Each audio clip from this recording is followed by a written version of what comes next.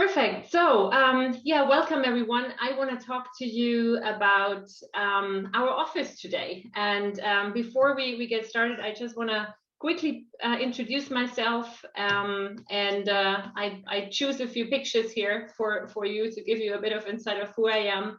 So yes, I'm working in HR, and it's when I last counted, it's almost been 20 years, which makes me pretty old already. But I've always been working in HR throughout my career. I'm in Danfoss since 2017. You can see a little bit on the pictures, me at work at a course where we were talking about Agile and Agile teams. This is one of the things that I really love.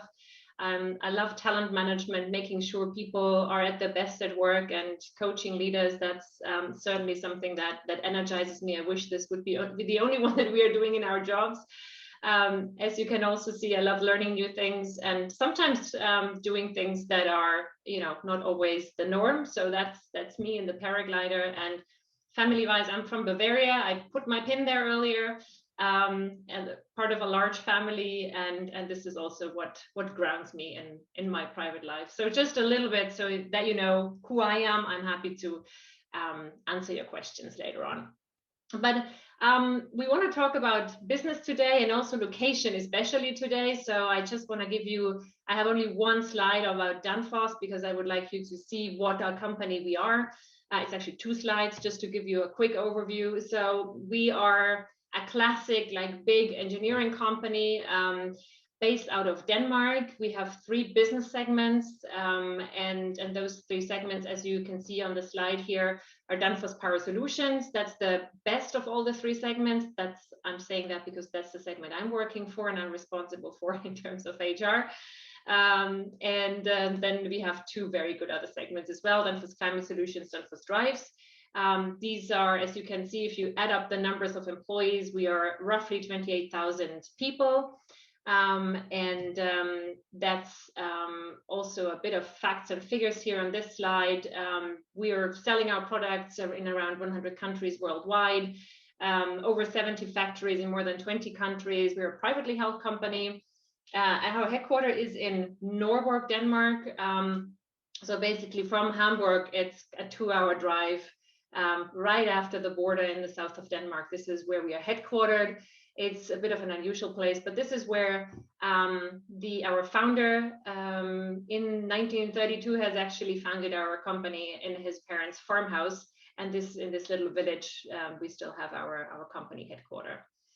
I don't want to go too much into the products we do, but as I said, it's an engineering-based company, and we do everything from radiator thermostats, which, if you want to check your radiator, if you have one at home, then you might see Danfoss on it, to hydraulic pumps and motors that are in big tractors. So it's a wide range of products that we do. But now let's talk about Hamburg, because that's why we're here. And when I was talking to Johannes, and he was telling me about this group of people who are coming together and who are kind of coming to Hamburg because of work mostly, that's what I understood. That's why most of you are here. I said, yeah, I can talk about our office here, because we have created an office hub here in Hamburg just because we want to attract people like you. And for this purpose, we've opened an office in Hafen City, and I want to give you a few facts and figures and numbers about this office. So first of all, some demographics of who's working in our office, and I will give you some pictures of what the office looks like in a little later, so stay tuned. The office that we have here is, as you can see, gender-wise and generations-wise, it's a good mix. So we have a good mix of rather younger people here, middle-aged people, and a good mix of male and female. From an education level, what you see here is, many people, 45 degrees, almost, close to half of our people have a master's degree. 22% have a bachelor's. We have a couple of PhDs, and few with secondary education, and whatever is counted under others in our HR statistics. But it is really a hub office, and what we call an innovation hub, with a very diverse and high skilled and qualified talent pool. When I looked at the nationalities on the right-hand side here of the slide, I would have bet you that we don't have that many Germans. So because when we go to the office, you never hear anyone speak German. And it's almost impossible to use your German in the office. And then I was super, super surprised that there's still, that out of the roughly 100 people we have, there is still the majority are Germans. But you can see how many different, there's just single people, but the number of people and the nationalities we have, the list is so long. So of course you always have a couple of those people at the table when you're, when you grab a coffee, when you sit at your lunch table. So it's kind of natural that we always default back to English, so that you never hear a word of German. And the population of non-German speakers and people who are not originally from Germany is growing in that office as we speak. On the next slide, just wanna, there we go. On the next slide, I just wanna give you a little bit more demographics. So as you can see, what kind of people are working in our office? A good chunk of people are in some sort of a sales function, but there is a big chunk of people also in R&D and engineering. We have finance, marketing, HR, and as you can see, all sorts of other functions here. We have a focus on what we call innovation, digitalization, and engineering. And you can also see that the seniority level of the people who are in the office are kind of widespread. So everything from executives to senior management and support function, different seniority levels who are sharing an open space office here. And I'll come to that in a minute. Also, years of service, you can see we have a couple of people who've been here for a longer period of time, but then the majority of people are relatively new to the company and have been around for a couple of years.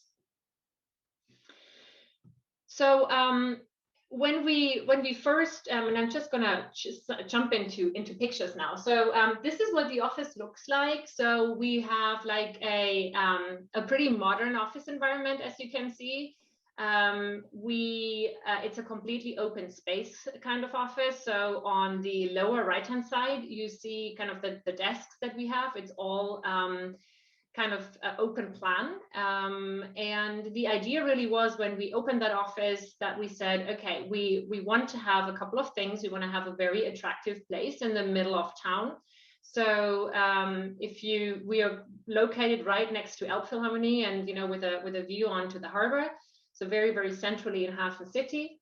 And we said that, there will be a bunch of people coming together that usually would not be coming together. So in Danfoss, as we heard earlier, there is these 3 segments. And what happens usually that people from one segment, from one department, etc., would come together and work together. This is different for this office. This office was founded because we realized we needed people that are actually in areas that we don't have people today. So especially in everything from AI to helping our digitization journey to people who are in simulation. So people who today probably work in some startup companies who are maybe working out of Berlin. And we realized that with the locations we didn't have a city office in Hamburg. We only had our headquarters in Nuremberg, and then we have another office around about 60 kilometers north of Hamburg. We realized that generally, when it comes to our company strategy, to the jobs we have to offer, to how exciting those jobs are and how attractive the jobs are in general, people really wanted to work for us. But then when we told them, oh, you have to actually move to Denmark, or we told them you have to move to Neumünster, north of Hamburg, or there's another office in Offenbach if you want to move stay in Germany, people would be like, yeah, okay, interesting, but I really have a good life here in Berlin or wherever I am right now, and I'd rather stay. And this is when we said, we really have to create an environment where we can attract people like you, people who are, in the cool jobs, that also the jobs that are currently pretty much fought for from employers. And we said we have to have a differentiator, and this office is what it is, and this is how we could attract people. So this is really the story about the office. I put a couple of quotes together here from a book that you might have heard of, and it's called The 100-Year Life, Living and Working in an Age of Longevity. And you know, you don't have to read through all the quotes, but what it actually says is that the prediction is that there is going in the future there is going to be more clusters in cities that will emerge. So it is people who are in jobs that need a certain creativity and you know where people want to interact will kind of find together. And I think when I look at our group here, this is a little bit what we are all looking for here, right? So it's a group of people who are working in the IT sector and are trying to kind of learn from each other, be together, and this is what we see here. Also, there is a quote about smart cities, that smart cities are becoming this nexus of people who have ideas and high-level skills and who want to be close to other highly skilled people. They know that innovation is occurring at a faster pace, and they want to be close to other smart people to push and challenge one another. That's kind of the kind of space that we wanted to create in our office. And I guess that's what we are all hoping for Hamburg to become. We had a politician here in the last meeting who gave us some interesting insights into what he sees for Hamburg, what companies Hamburg is trying to attract. And I think that this is exactly what we are trying to do. The more, you know, the more attractive the city, the more we as employers can actually profit from that attractiveness. And then on the right hand side on the quote, you also say that it's interesting that those highly skilled jobs in as a result then also kind of attract other jobs that are lower paid, such as it says here, the gardeners and baristas and so on. So what they say in this book is that what they call smart cities are really those cities who attract those highly talented people. I don't know if Hamburg, we would already rate Hamburg as a smart city. There is a lot of initiatives happening right now, and all around us. If you look at, you know, the initiatives in Hafen City and so on. And so I think we are on a good path, and we can see that we can compete with other bigger cities within Germany and also outside of Germany. But I believe that, you know, as I said, employers like us with you know attractive offices and attractive locations are contributing to making a city you know becoming, you know, a city that is more and more attractive for people, and we can help each other to create this place where people come together and want to work and live. So I'm going to pause here and just want to open up for questions, for discussions. This was really supposed to be a very short input, giving you some ideas of Danfoss. Of course, I hope you will now all kind of look up our websites. We're hiring, and it's a great place to work. Not just in this office, we are around the globe, and looking forward to our discussion.